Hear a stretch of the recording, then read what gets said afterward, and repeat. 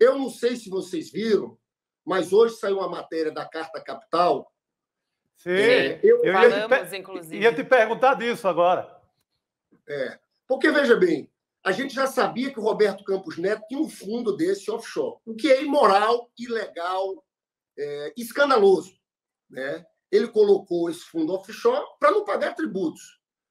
Mas aí eu fiz uma pergunta a ele, na última vez que ele foi na Câmara, se ele tinha fundos exclusivos, esses fundos de milionários. Ele não respondeu. Eu refiz a pergunta, ele não respondeu. Eu entrei com a representação no Conselho de Ética. Eu perguntava o quê? Se ele tinha um fundo desse e se esse fundo era remunerado pela taxa Selic. Porque você imagina uma coisa como essa? Isso é escandaloso. O presidente do Banco Central coloca os juros lá na altura e ele está ganhando dinheiro com isso. Então, veja, a gente fez esse questionamento ao Conselho de Ética. A Carta Capital hoje traz uma matéria revelando que o Roberto Campos Neto, além de ter fundo exclusivo, uma parte grande desses fundos são remunerados pela taxa Selic. Ele está ganhando dinheiro com juros altos.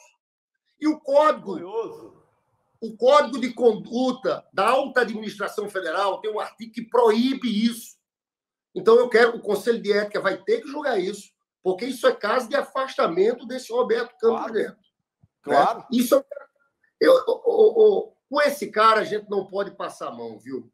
Eu estou convencido que esse cara está ali no Banco Central com o intuito de fazer a economia derrubar, porque eles sabem que se a economia desacelera, é difícil a popularidade do Lula estar alta. Não estando alta, com esse centrão, com esse Congresso, a gente sabe que eles formam uma tempestade perfeita, né? É um perigo. Eu falei que são duas bombas de efeito retardado que o Bolsonaro deixou.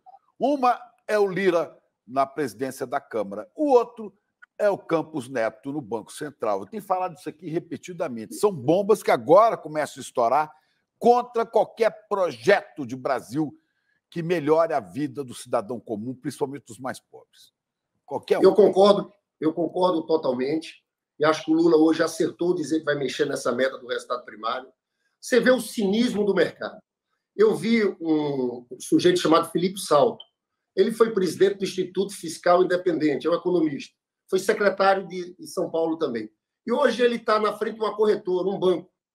Eu vi uma entrevista na Globo News e perguntaram para ele: quanto é que você acha que vai ser o resultado primário no próximo ano? Eu acho que vai ter um déficit de menos 0,9. A pessoa perguntou para ele: então o governo tem que mexer no déficit primário zero? Ele disse: não.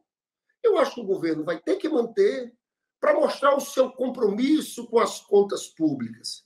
E aí o que acontece? Não. Aí o governo faz um contingenciamento de 53 bi. Olha, para um banqueiro, olha a cabeça dele. Agora vai contar isso para o Lula, para a gente, que quer melhorar a vida do povo, que tem um PAC para tocar.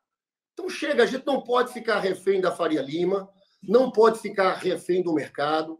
A gente tem que impor a nossa pauta, e a nossa pauta é crescimento, distribuição de renda, e a gente tem que ter coragem, viu, para mexer nesses pontos. Porque a gente sabe que se a economia não der certo, as coisas ficam difíceis para o governo.